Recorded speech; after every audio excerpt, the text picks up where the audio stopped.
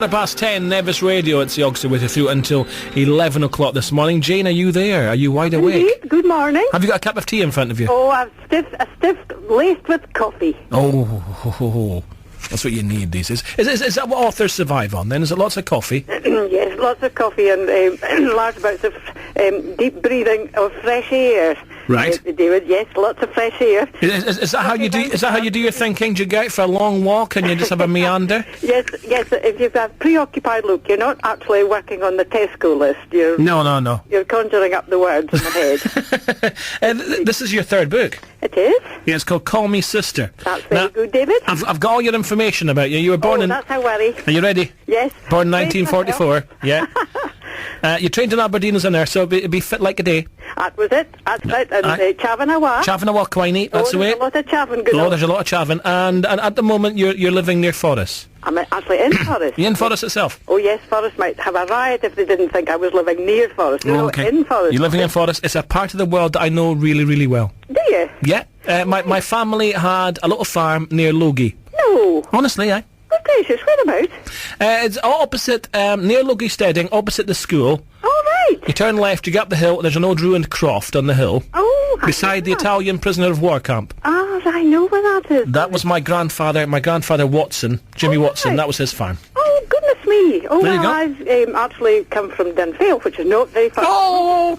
So there you see, we could have been choked together, David. We're probably related somewhere. Yeah, I think we probably are.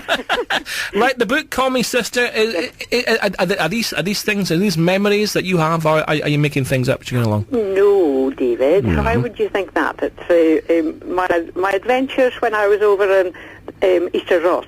Right. And so I think with my kind of, your rural background, if you know Logie, then Dunfale is very sophisticated, of course. Absolutely. The finest people live there. Oh, absolutely. Yeah. Absolutely. Fine exports.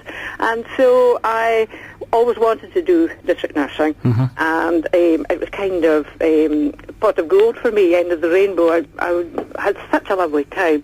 And it was very fulfilling. And working with people in their own homes, David. Brilliant. Yes, it's kind of like... I was looking at this, I was thinking heartbeat. Yeah. That's the way it used to be. That's right. It was a little simpler. Did you have a Morris Minor? Yeah. You'll have to read the book, David. No, I haven't read a lot of it, but did you actually have... Was it a green one or a blue one? No, it was uniform, sort of a kind of fiachi, if you know the word. Yes. Fiachi grey. It wasn't making a designer statement, that's for sure. Oh, well, they never did in those days. Because the point was to get you from A to B. How did people get in touch with you in the days of district nursing? Was it a telephone that you had at the house? Well, there was the telephone, and then you had a green book. And if you were... I did relief district nursing, so I wasn't too long in any one community until I fetched up eventually in Fortrose. But you got a green book, and it had a list of people that you had to go and visit. And then you had the phone. And it was really before mobile phone days. Oh, long before that. That's right. And people chapping on the door as well. That's right, and a bit of twitching of the net curtains just to let everybody know who was calling and why we were calling. And, we communities know more about your business than Facebook, I think. They do. So how did this book come about? I mean, it's the third one. Your first one's It Won't Hurt a Bit. Now, everybody says that. And blokes especially. And then it shouldn't have happened to a midwife. You've got to tell the boys something, David. Absolutely. What I want to know is, when girls are giving birth, where does all that... Because these days, when my 4 children were born, hold her hand. Hold the wife's hand. She'll be fine. Okay. Where did that strength come from? She crushed the hand. It was unbelievable. Well, I often think about there should be a little book written for blokes, how to cope with surviving in the labour ward. Were you present when your wife was having her babies, David? For the 3 of them, yes. For the 4th one, for my daughter, it was a cesarean section, so I wasn't allowed there. But the other 3, yes. And was that a wonderful experience? It was the best experience of my life. That's right. And how did your wife feel about it? Well, she thinks it was absolutely wonderful as well, with the bits you can remember. Gas and air. Yeah. Well, holding the hand, it has to be said, David, the hand's not the chief operating department. No, it's not, no. Yeah, No. I think it probably helps the husbands to think that they're... Well, we're doing something. We're there in absolutely. spirit. I mean, it used to be, in the 60s, it used to be they weren't allowed in at all. Oh, heavens, it was goodness. Frowned upon. It was talked about and scandalised people, and, it was something that was really not considered normal. Completely abnormal behaviour. Yeah. And you might have to be taken into a small room and be spoken to. Yes, quite severely as well.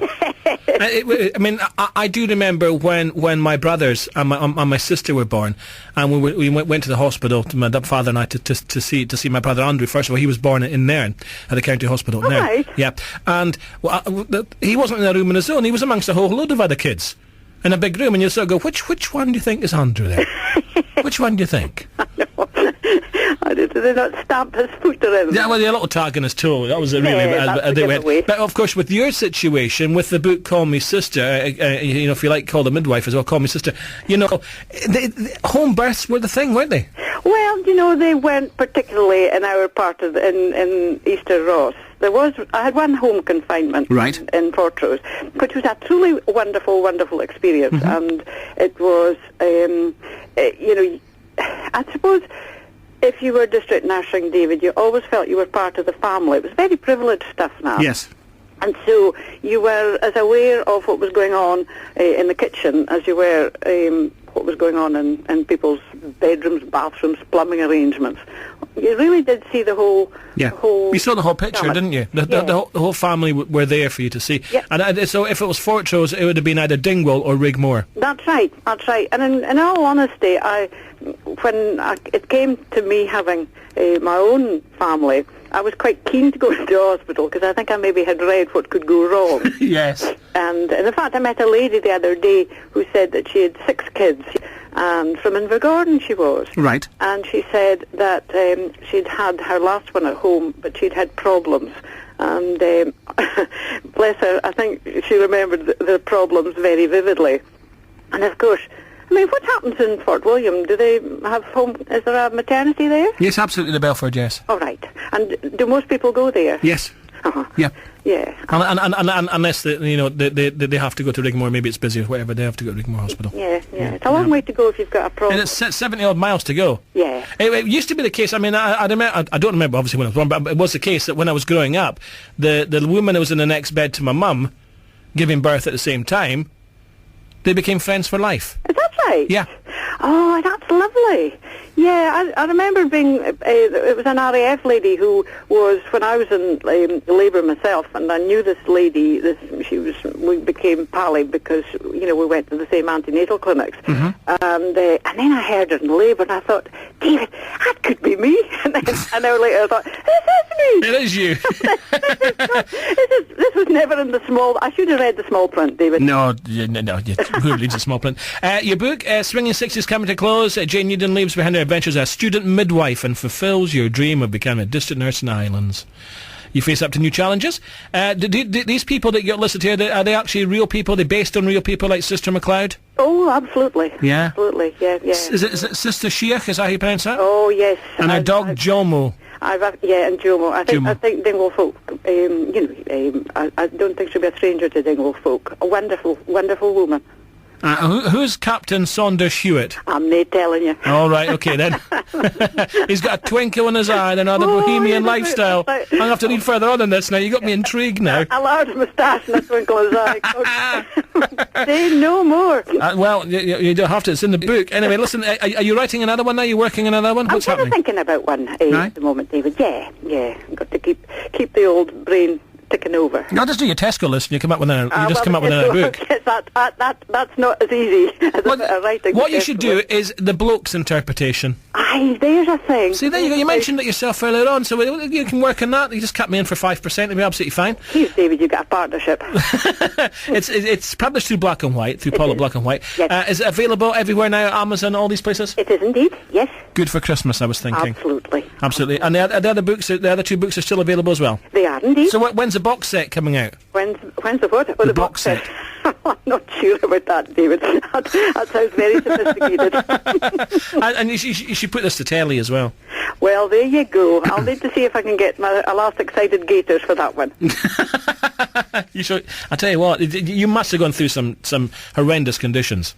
Well, I suppose in some ways there's a sort of you're armoured in your youth, and young folk, I mean, I don't suppose I'd have been any different from the young folk now, in that you haven't a clue what's round the corner, no. and so you're in it before you know where you are, and then you just have to deal with it. Yeah, you cope. Yeah, you do. You just get through things, and you just muddle through. And when you get to a certain age in your life, I'm 54 now. You look back, and you think, do you know what? I've done that a little bit different, but I'm glad the situation that developed out of that particular bad situation is now where I am. Well, David, I think that's a wonderful philosophy, and I'm with you there, definitely. Because you never know.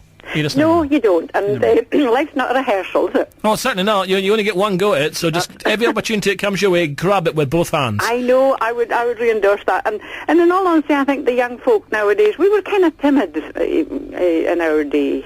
You know, the world was a wee place. Yes. And there were all sorts of lions and tigers waiting to eat you up. And I think the young folk now, it's just a different world.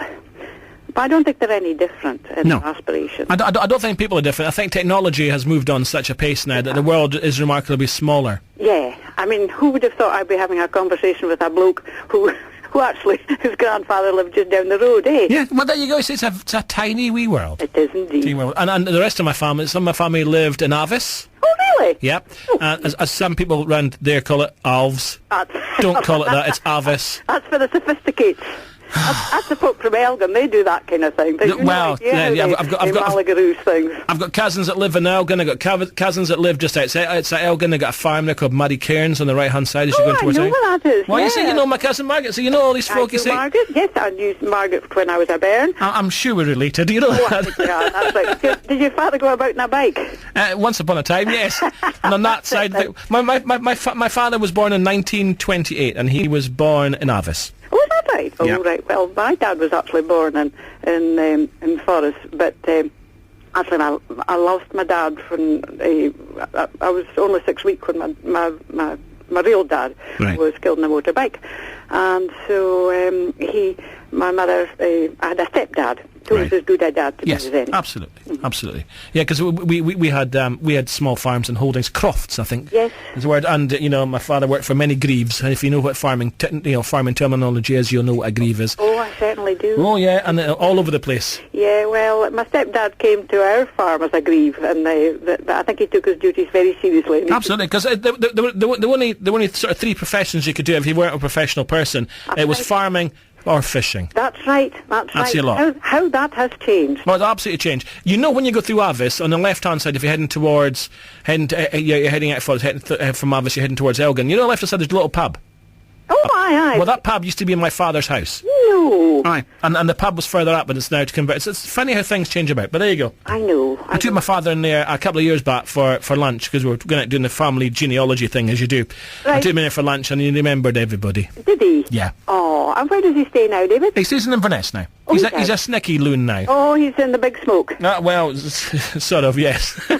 That's where he lives at the moment. But listen, it's been a real joy. We could talk to you all day. This is great. I know. Well, I'll tell you what, everybody else has just shoved off and gone to... Yeah, they'll think, what the heck are they chatting about? Call Me Sister, District Nursing Tales from the Swinging Sixers, Jane Yeadon. It's available everywhere at $9.99 through Black and White Publishing. It's been an absolute pleasure and a privilege. Thank you, lovely David. I hope you've had a super day. Get rid of that BT man. Well, as I say in Inverness, I'll be cracking on. Cracking on then, David. Bye-bye. Bye-bye, thank you. Ta-da. The Glencoe Gathering.